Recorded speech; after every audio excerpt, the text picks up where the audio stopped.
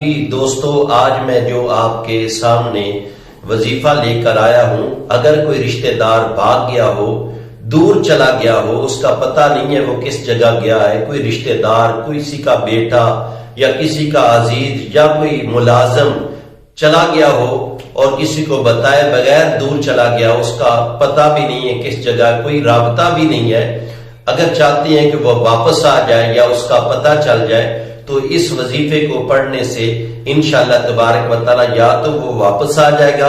یا اس کا پتہ چل جائے گا۔ وہ وظیفہ یہ ہے، اگر کوئی بندہ بھاگ گیا ہو تو سورۃ والضحیٰ پارہ نمبر 30 میں ہے سورت، وہ روزانہ فجر کی نماز کے بعد 11 مرتبہ تلاوت کرے اور 41 دن روزانہ تلاوت کرنی ہے۔ تو ذہن میں یہ تصور رکھ کے کہ فلاں میرے عزیز کا پتہ چل جائے، فلاں ملازم کا پتہ چل جائے وہ کس جگہ چلا گیا ہے، یہ سورت پڑھنے سے انشاءاللہ تبارک و تعالی 41 دن میں یا تو وہ واپس آ جائے گا